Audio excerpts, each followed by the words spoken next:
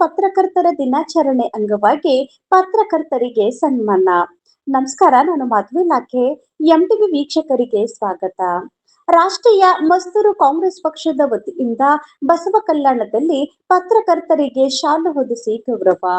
ಬೀದರ್ ಜಿಲ್ಲೆಯ ಬಸವ ಕಲ್ಯಾಣ ನಗರದಲ್ಲಿ ಕಾರ್ಯನಿರತ ಪತ್ರಕರ್ತರ ದಿನಾಚರಣೆಯ ಅಂಗವಾಗಿ ರಾಷ್ಟ್ರೀಯ ಮಜ್ದೂರ್ ಕಾಂಗ್ರೆಸ್ ಪಕ್ಷದ ಕರ್ನಾಟಕ ರಾಜ್ಯ ಪ್ರಧಾನ ಕಾರ್ಯದರ್ಶಿ ಅಶೋಕ್ ಡಗಳೆ ಅವರ ನೇತೃತ್ವದಲ್ಲಿ ಕಾಂಗ್ರೆಸ್ ಪಕ್ಷದ ಕಾರ್ಯಾಲಯದಲ್ಲಿ ಪತ್ರಕರ್ತರಿಗೆ ಸನ್ಮಾನ ಕಾರ್ಯಕ್ರಮವನ್ನು ಆಯೋಜಿಸಲಾಯಿತು.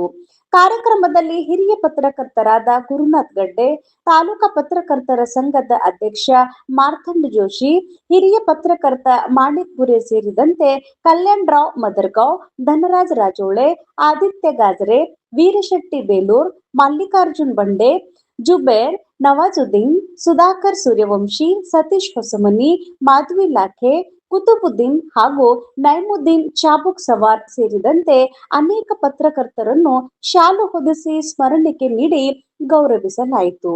ಈ ಸಂದರ್ಭದಲ್ಲಿ ಮಾತನಾಡಿದ ಅಶೋಕ್ ಡಗಳೆ, ಸಮಾಜಕ್ಕೆ ಸತ್ಯ, ನ್ಯಾಯ ಮತ್ತು ಜನಪರ ವಿಚಾರಗಳನ್ನು ತಲುಪಿಸುವಲ್ಲಿ ಪತ್ರಕರ್ತರ ಪಾತ್ರ ಅತ್ಯಂತ ಮಹತ್ವದ್ದಾಗಿದೆ.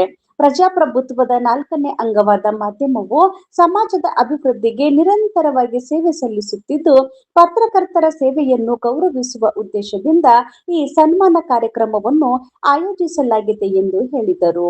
ಕಾರ್ಯಕ್ರಮದಲ್ಲಿ ಮುಖಂಡರಾದ ಸಂಜು ಕುಮಾರ್ ಸಂಗನೂರೆ, ಅಶೋಕ್ ಸಂಗನೂರೆ ಹಾಗೂ ಲಕ್ಷ್ಮಣ್ ಉಮಾಪುರೆ ಉಪಸ್ಥಿತರಿದ್ದರು. ಸನ್ಮಾನ ಸ್ವೀಕರಿಸಿದ ಪತ್ರಕರ್ತರು ಆಯೋಜಕರಿಗೆ ಕೃತಜ್ಞತೆ ಸಲ್ಲಿಸಿದರು.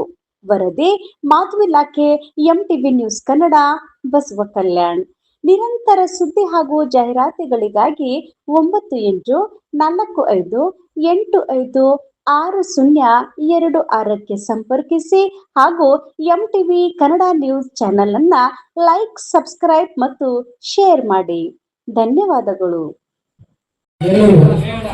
ಗಿಡಗಳಿಗೆ ಸಸಿಗೆ ನೀರು ಎಳೆಯೋದ್ರ ಮೂಲಕ ಇಂದು ಪತ್ರಿಕಾ ದಿನಾಚರಣೆ ಸರ್ ಈ ಕಡೆ ನೋಡ್ರಿ ಸರ್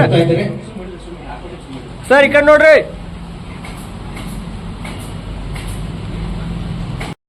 साथ मिलके चलेंगे, साथ मिलकर चलेंगे, साथ मिलके चलेंगे, साथ मिलकर तुम्हें रुकना पड़ेगा, मेरी आवाज सुनकर चले थे साथ मिलके चलेंगे, साथ मिलकर तुम्हें रुकना पड़ेगा, मेरी आवाज सुनकर चले थे साथ मिलके.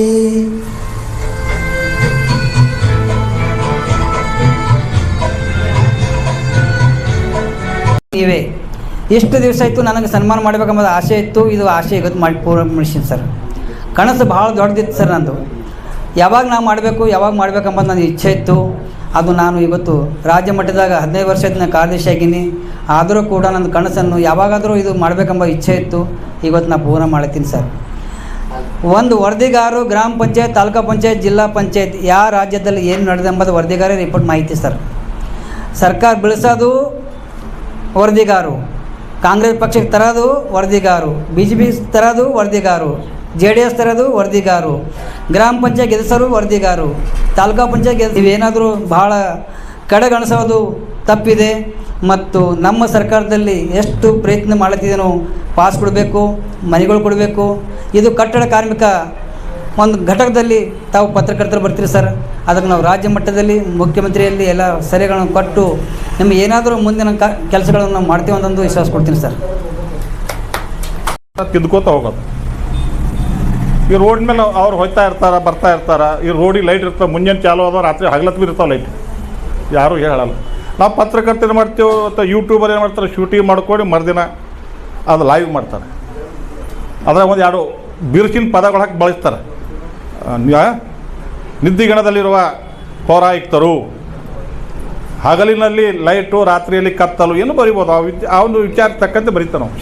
ಅವ ಕಮಿಷನ್ ಅಂತಾನೆ, ಇವ ಹಿಂಗೆ ಬರ್ದ ಅವ್ನು ಲೈಟ್ KVದವ್ರು ಅಂತಾರೆ, ಅಶೋಕ್ ಢಗಳರ ಮನೆ ಯಾರು ಕೊಟ್ಟರಪ್ಪ ಕಾಂಪ್ಲೇಟ್ ಅವ್ರ ಮನೆಗೆ ಲೈಟ್ ಕಟ್ ಮಾಡ್ರಿ ಅಂತ ಸುಮ್ಮನೆ ಪರ್ಸ್ನಲಿ ರಿವೈಂಜ್ ಚಿಕ್ಕೋತಾರೆ. ಹಂಗಿರಲ್ಲ.